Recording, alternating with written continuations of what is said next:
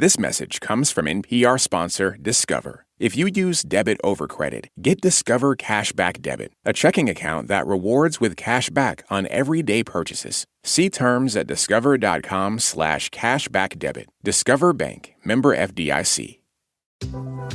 Hey, I'm Brittany Luse, and you're listening to It's Been a Minute from NPR, a show where we talk about what's going on in culture and why it doesn't happen by accident.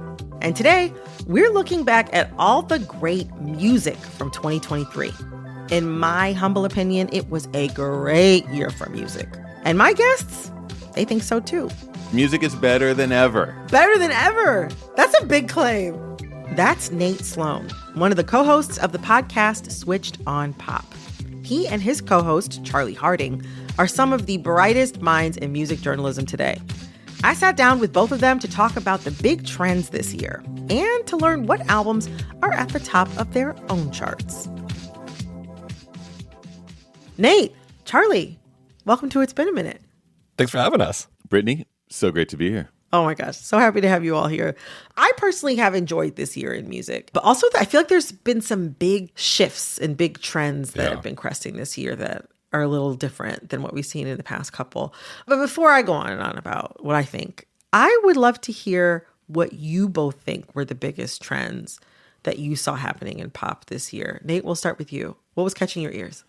I think one of the biggest things that Charlie and I noticed was the importance of celebrity in the world of music in 2023. I mean, this year was ruled by two people, Taylor and Beyonce.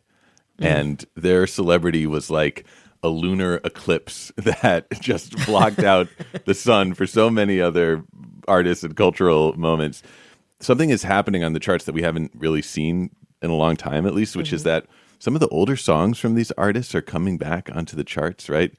Taylor Swift's Cruel Summer is a Hot 100 song right now.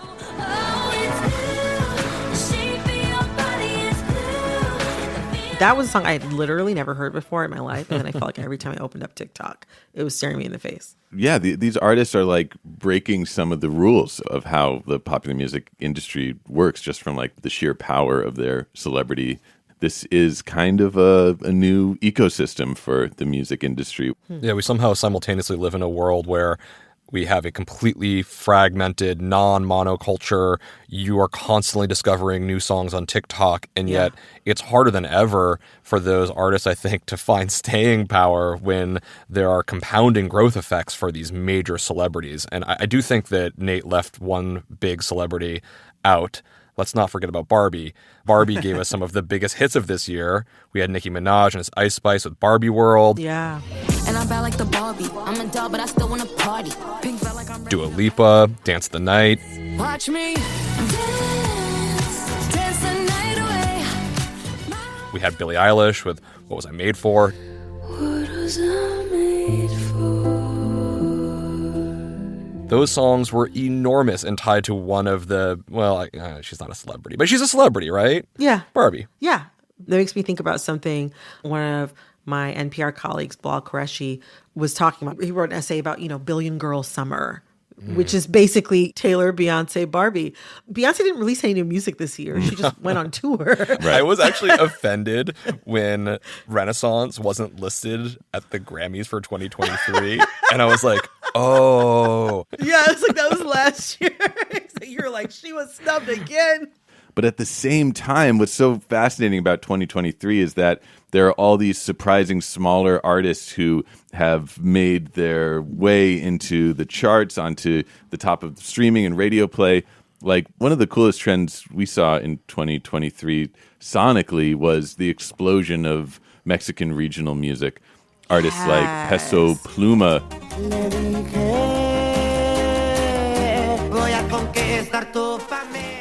Being like the number 5 streamed artist globally, crashing the charts. That was probably not on anyone's bingo card, and what a cool contrast to like the dominance of Taylor and Beyonce and all these other artists. I think that the popularity of Peso Pluma and like Mexican regional music, which like I know there's like a lot in the name. Alt Latino has a great story on it. They should go listen. Yes, good shout out to our colleagues. But yes, absolutely. NPR plug, nice. NPR plug, yes. But Mexican regional, it encapsulates a lot of different musical styles. But I don't know, one of the things that's so interesting about Peso Pluma's music is like, it has this sound that feels like a really interesting and fun departure from so much of the music in Spanish that manages to become popular in the United States. Like it doesn't have that 808 bass, like no electronics. Like you all recently talked about this on your show and you made a great point connecting Mexican regional music to like the interests of young American Latinos who grew up listening to their parents' music. It's so interesting what that might say about the changing demographics of our country and also of music listenership. Yeah. I mean, frankly, it's worth pointing out that the rise of Spanish-speaking music globally is so significant, right? Reggaeton is really like the most listened to genre globally. On Spotify's global top 10 artists, 3 of them are reggaeton artists. Yeah. So much of that music has become pop music. And also there has been some talk about a drop in like rap listenership in, in American music. In the grand scheme of things, I think it is somewhat marginal, but I also think that like the popularity of reggaeton has something to do with that. Like I think that there's a way that those two things are connected. Like you're getting a similar sensibility in some ways, but with a sound that is different than the sound that's been dominant in hip hop for the past however long. Right. And of course, all of the sounds of hip hop are constantly bleeding into all other genres. I mean, it's still really one of the dominant sources of creativity. And you can hear hip hop flows even in Taylor's latest work. You certainly hear it in Ed Sheeran's work. Mm-hmm. You hear the mixing and blending of different styles. Even Drake, we expect all different kinds of vocal performance from him at this point. Some of these boundaries are probably looser than ever as genres just explode in new numbers, right? Mm-hmm. Do genres exist anymore? I think it's something that people have been speculating for a long time, but certainly the way that Spotify accounts for it, they have thousands and thousands and thousands of microgenres that are built to try to reflect the diverse ways in which people are listening. Coming up, we discuss why country music is both divisive and popular. Stick around. This message comes from Apple. Apple Gift Card is a practical gift that unlocks a world of entertainment and fun. You can send it via email or give a physical card to your loved ones, friends, or family. They can use Apple Gift Card to buy Apple products, accessories, apps, and games. But they can also use the funds to pay for music, movies, TV shows, and more. Visit apple.com for details and to send Apple gift cards to your friends and family this holiday season. This message comes from NPR sponsor Discover. Like using debit over credit? Think it's time to also get rewarded? Well, now you can with Discover Cashback Debit. It's a checking account that rewards everyone with cash back on everyday purchases, plus all the things you've been contemplating. So that concert? No brainer. Self-care? Yes, please. Do what you love and get cash back while you're doing it. Check out eligibility and terms at discover.com/cashbackdebit. Discover Bank, member FDIC. This message is brought to you by Apple Pay. Who wants to fuss with inserting a card into a reader, or worse, into a skimmer, where your card information can be stolen? Instead, pay the Apple way. Apple Pay is easy, secure, and built into iPhone. All you have to do is set it up. Just add a card in the Wallet app and you're good to go. Before we get back to the show, we want to take a minute to say thank you so much to our It's Been a Minute Plus supporters and anyone listening who donates to public media. After all, public media means that you, the public, support it. Everything you hear from the NPR network really does depend on your contributions. And for anyone listening who isn't a supporter yet, right now is a great time to get actively involved in creating a more informed public. That's been our whole mission at NPR. That's why we're here. If you like perks, It's Been a Minute Plus offers sponsor-free listening. If you just want to make a tax-deductible donation to your favorite station or stations in the NPR network, that's great too. We've even had NPR Plus subscribers make additional contributions. What really matters is that you are a part of the community that makes this work possible. Your donation now funds the news and podcasts that expand your horizons, connect you to exciting ideas and people, and inspire you every day. Please give today at donate.npr.org/minute or explore NPR Plus at plus.npr.org. Thank you so much. Speaking of genres and different genre explosions, this has been a huge year for country music. Yeah. I Remember Everything by Zach Bryan and Casey Musgraves. Cold shoulder, closing time. You were begging me to stay till the sun rose. Love my girl Spacey Casey. Oh, yeah. But then there's also like the more controversial songs and artists like Jason Aldean and Morgan Wallen, the Fast Car remake of the famous Tracy Chapman song. You got a fast car, and I want to take it to anywhere. Maybe we make a deal. Jelly Roll. I only talk to God when I need a favor. I did not know who this man was a month ago, and then I saw his testimony of an acceptance speech for winning, I think, Best New Artist at the CMAs this year. I want to tell you it's going to be okay. I want to tell you that the windshield is bigger than the rearview mirror for a reason. Because what's in front And he's now, up for a Best New Artist Grammy Award next year. Like, why do you think country music had such a huge year in 2023? Well, part of the reason is that the kind of culture war surrounding this music has thrust it into the spotlight. Country has kind of become a proxy for like so many of the larger cultural, social divisions. So, there's this weird phenomenon where an artist like one of the ones you mentioned, Morgan Wallen, will do something controversial, and then his fans will say, we have to support him by streaming his music and sending him up to the top of the charts. Another example was this artist, Oliver Anthony, who had a viral song, Rich Men North of Richmond. These rich men north of Richmond, Lord knows they all just want to have total. This became sort of a political rallying cry for listeners. Let's boost this up to the top of the charts by and stick it to the liberals essentially by streaming this song. So that's like partially explaining the numbers. The other thing is that country is incredibly popular, and not just in terms of like political camps. It's a popular sound. It's the new methods that we use to measure listening habits just seem to reflect that a little bit more, because usually country was like the domain of radio, and so that was where it really thrived. Now country is moving into the world of streaming and YouTube. And so now we're seeing, actually a lot of people like country, and not just people in rural America, not just people in the South. I live in Los Angeles. I'm driving down the 110 highway, looking at the billboard for Crypto.com Arena. Zach Bryan, 2 nights, sold out. It's like, this is, everyone listens to country. It's an urban phenomenon. It's a rural phenomenon. We're just starting to see that actually reflected in some of the metrics of music listening habits. That's really interesting. I hadn't thought about that before. I think that another component is that, we were talking about how the sound of hip hop bleeds into every other genre. And that's true. When you listen to Morgan Wallen, you hear his vocal phrasing that is borrowed from hip hop flow. And you see him collaborating with hip hop artists like Lil Durk. Met her down at Aldi. She said that she saw me walking in about a mile away. Country has found ways to become more relevant while also holding on to the tradition of perceived authenticity that is so important to that genre.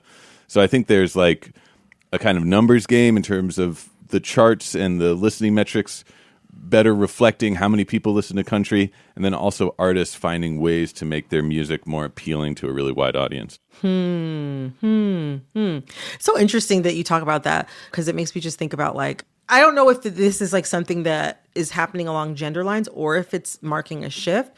But when I think about artists like Taylor Swift, Casey Musgraves, or even going back to like Shania Twain, it feels like when there's a popular woman in country who wants to capture a wider audience and play that numbers game, in some circles or in some ways can kind of become a persona non grata. You're kind of just like, so frequently outcast. Yeah. That it just happens over and over again. The crossover of female country artists is treated very differently, I think, than when male country artists decide to throw an 808 beat on their song and sort of play act in the world and sounds of hip hop.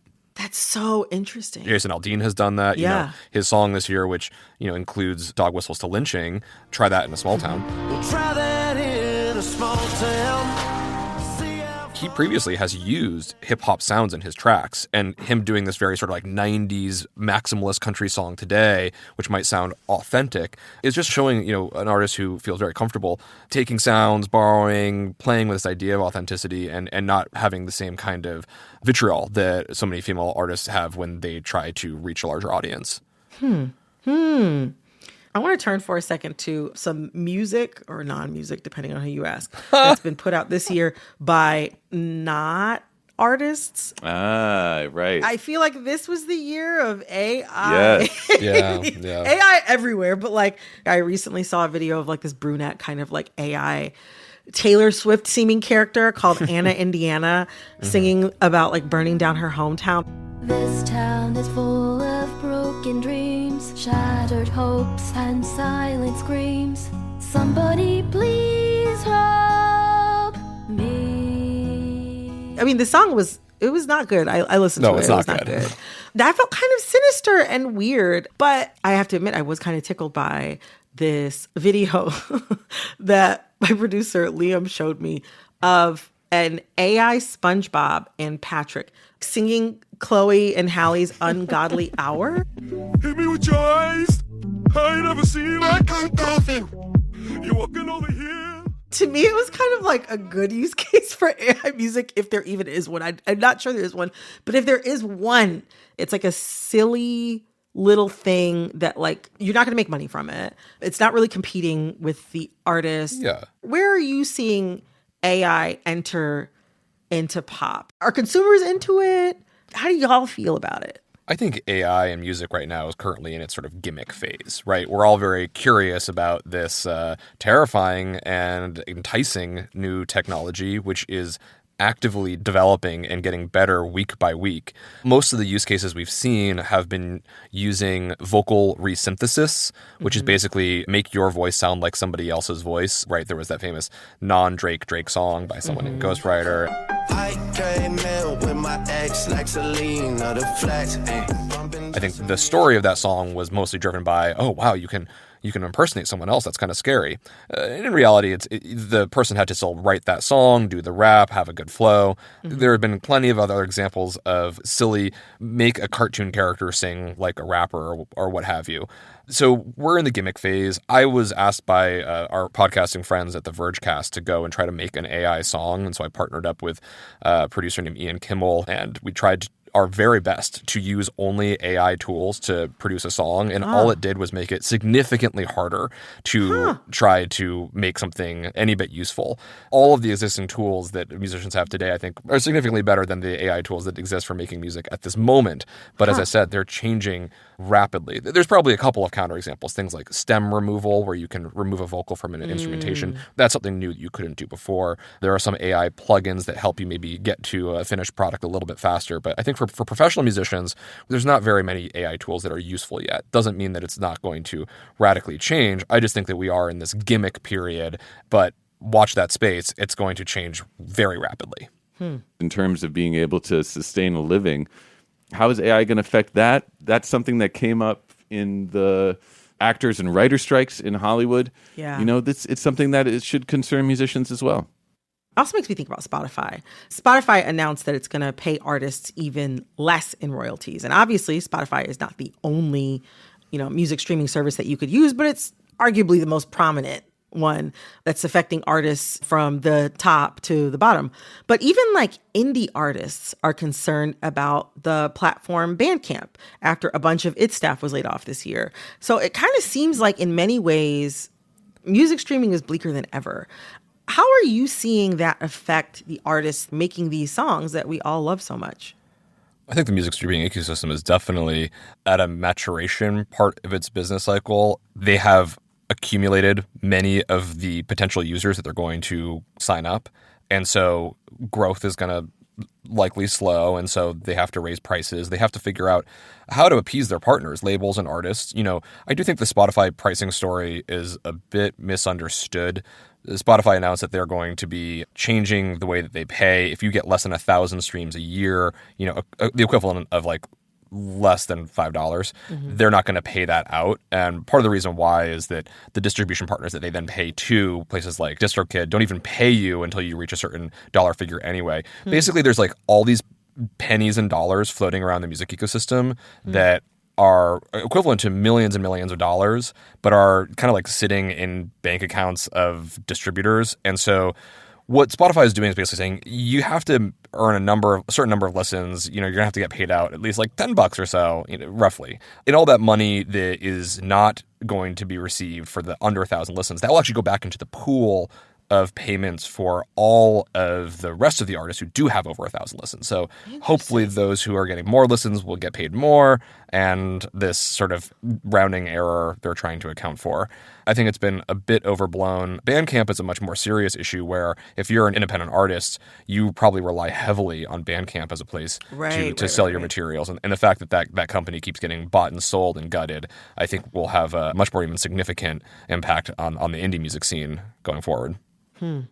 I think people there's an increasing awareness of the plight, essentially, of the artists in the 2020s and in the face of these large systems that are conspiring to exploit them. So I hope that there is some cloud of possibility here for something good. And at the same time, while the business maybe has been bleak, I feel like musically we have seen a lot of fun, creative changes that are worth highlighting. Yes, to be clear, music is better than ever. Better than ever. That's a big claim. The music is doing great. Coming up, we dive into our favorite albums of 2023. Stay with us. This message comes from NPR sponsor Nordic Naturals. Nordic Naturals Ultimate Omega Fish Oil provides a convenient daily serving of omega-3s for heart health, brain function, and immune support. Made from 100% wild fish. Try Ultimate Omega from Nordic Naturals today. Shop at Nordic.com and use code NPR for 20% off. These statements have not been evaluated by the Food and Drug Administration. This product is not intended to diagnose, treat, cure, or prevent any disease. This message comes from NPR sponsor BetterHelp. In the season of holiday giving, don't forget to give yourself what you need, whether that's rest, relaxation, or even therapy through BetterHelp. Visit BetterHelp.com/NPR today to get 10% off your first month.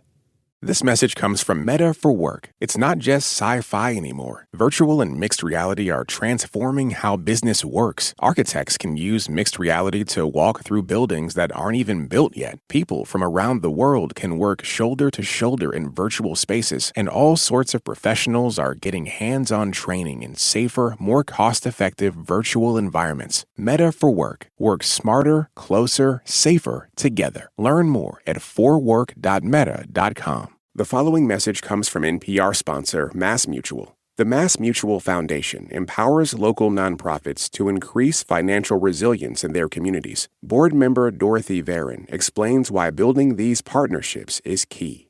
There's an interdependence between financial wherewithal, which the foundation can bring to bear, and leaning on partners who can be in the community, helping us identify solutions, helping us identify other partners to work with. Visit massmutual.com/foundation to learn more. I would love to switch into your favorite music of this year. What have you been listening to the most? What were your favorite albums of 2023? I think Nate and I have both selected two favorite albums. Oh. I spent a lot of the beginning of the year listening to Caroline Polachek's Desire, I Want to Turn Into You. This album pulls on the sounds of 90s dance music and lounge music, even working with stars like Dido as collaborators. Remember what's gone before, not loaded with regret. I just feel like she is a holistic artist in which everything feels so deliberate. Her lyrical choices, her melodic choices, and when you see her perform, the choreo that goes along to each song, her vocal is unlike any other, using this upper register. Totally stuns me. So I loved Caroline Polachek's record. My other favorite was Mitski's album, The Land is Inhospitable, and So Are We. I think I spun that more than anything else. And she's been riding up the charts with her song, My Love, Mine, All Mine.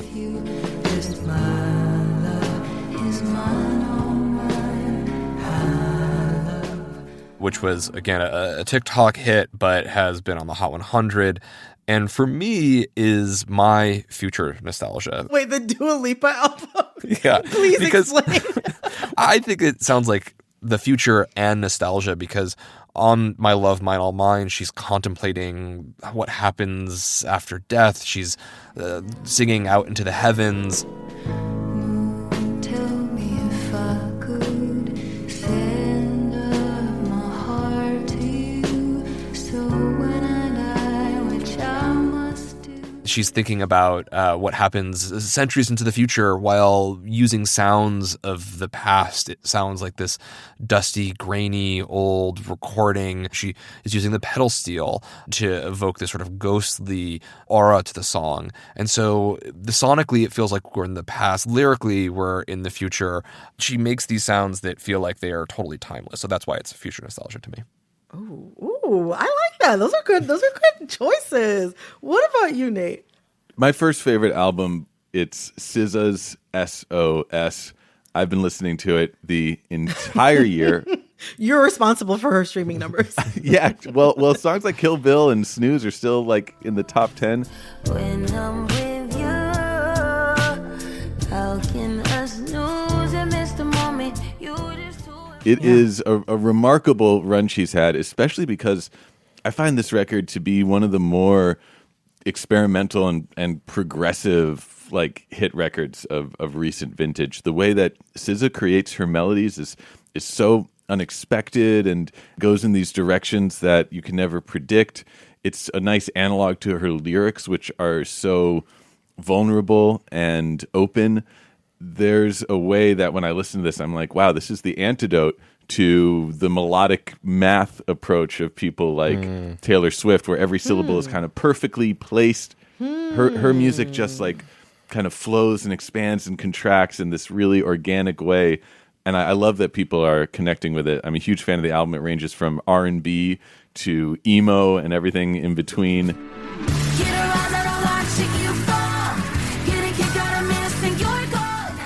I think it's been the soundtrack of my year. And I think I journalistically am required to fact check you, Nate, and say that technically SOS came out in December 22, but things that come out in December never get counted in the year-end review stuff because all the year-end review stuff happens usually at the very beginning of December or end of November, and thus it was left off of all of the major lists of last year. And so even though, Nate, you're wrong, I actually think you're right. I'm inclined to agree. Well, I thank you for the emendation. Forgive me, listeners. Forgive me, NPR audience. And yet I'm going to stick with that pick because it was the soundtrack of my year. I feel very confident that my second release can be firmly planted in Anno Domini 2023. It's Andre 3000's New Blue Sun. Whoa. If you know Andre 3000, you know him as one of the most dexterous and verbose rappers to ever hit the scene as part of the iconic Atlanta hip-hop duo Outkast. And yet his latest release, his first in years, is an completely instrumental album featuring his flute playing. It's tranquil, it's meditative. It has given us the longest song to ever appear on the Hot 100, clocking in at over 12 minutes. So the fact that this album can be so successful, even though it's like so different from anything you would expect from this artist, I just love that. And I've been listening to it a ton, and I'm a flutist myself, so I'm here for it. Yeah, I feel like there is a long-term wish fulfillment in this pick because all I want for Nate is to one day get to do a duet with Andre 3000. They both later in their musical careers found the flute. Nate is a great tin whistle player. Somehow his relationships have survived his learning this instrument, which at the early stages is not always pleasant, and he has become a very beautiful flautist. I relate to Andre 3000. You know, it takes a lot of courage to come out as a flute player in this world. Flute Hive, rise up. my gosh. That was a very good choice. You all have given me very, very, very good picks for your favorites of this year. What about you, Brittany? Well, my number one favorite of this year, Victoria Monet's Jaguar 2. Yep. And now it's been nominated for 7 Grammys, including Best New Artist, Record of the Year for On My Mama, which is a huge hit. I put that on my mama, on my hood. I look fly, I look good. You can't touch my She made this really fun, breezy, sexy R&B. And so I thought the songwriting was fantastic. The production, it is so perfect. It is so sleek. One of the 7 Grammy nominations that she got was for, I believe, like Best Engineering for a non-classical album. And you can hear it. It is something that it sounds good in like whatever crappy little earbuds you have. It sounds good in your car. It sounds good on like perfectly calibrated speakers. Like it's an album that absolutely stands up. You really hear that on, to me, the penultimate track of the album. It's called Hollywood. I'm a product of Hollywood. Dreaming bigger than I... Like that song in particular reminds me a lot of like the Quiet Storm listening that I did in the car with my parents when I was growing up. So that was like probably my number one most favorite album this year. Another new album that I loved from this year was Raven by Kalela, who we actually had on the show. I had a great conversation with her earlier this year. But something I didn't find out until after I interviewed her was that actually a friend of mine from college was actually featured. Like there was this rap verse. I was like, I love this woman. I love her. I love this verse. Like this sounds so good. Yo, now what the lick read? When the time I got your girl a little tipsy. I'm tight buzz, you know I'm hardly ever tipsy. It's your bestie.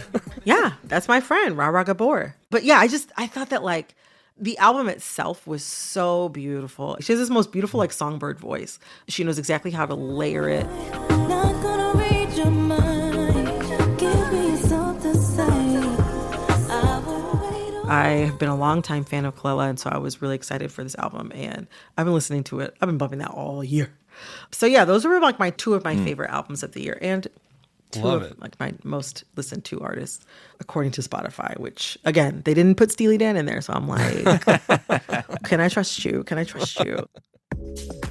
Nate, Charlie, thank you so much for joining today. There's like nobody else that I wanted to talk to about this year's music more than you guys. So thank you. Oh, the pleasure's all ours, Brittany. Your musical analysis is like PhD level. So Oh my gosh, y'all are pleasure. gassing me up. Yeah, Y'all are come back to gassing me. Switched on Pop. Nate will give you an honorary degree. Be perfect. That's right. Y'all That's heard right. it here first. Thanks again to Charlie Harding and Nate Sloan. You can find Switched on Pop wherever you get your podcasts.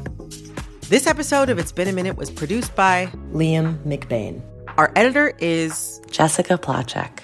Our executive producer is Verilyn Williams. Our VP of programming is Yolanda Sanguini. Our senior VP of programming is Anya Grundman. All right, that's all for this episode of It's Been a Minute from NPR.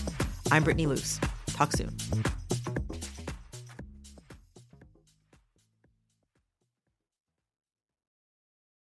This message comes from NPR sponsor Shopify, the global commerce platform that helps you sell and show up exactly the way you want to. Customize your online store to your style. Sign up for a $1 per month trial period at shopify.com/NPR. I'm Peter Sagal. NPR is very serious, mostly. It treats newsmakers with all due respect, almost all the time. It brings you the most important information about the issues that really matter, usually. And it never asks famous people about things they don't know anything about, except once in a while. Join us for The Great Exception. Listen to Wait, Wait, Don't Tell Me, the news quiz from NPR. How can a story feel uniquely Latin American and universal? You'll have to listen to Radio Ambulante, NPR's award-winning Spanish-language podcast, to find out. For over a decade, we've told stories of love and migration, youth and politics, the environment, food, and families from everywhere Spanish is spoken. Escucha ahora el podcast Radio Ambulante desde NPR.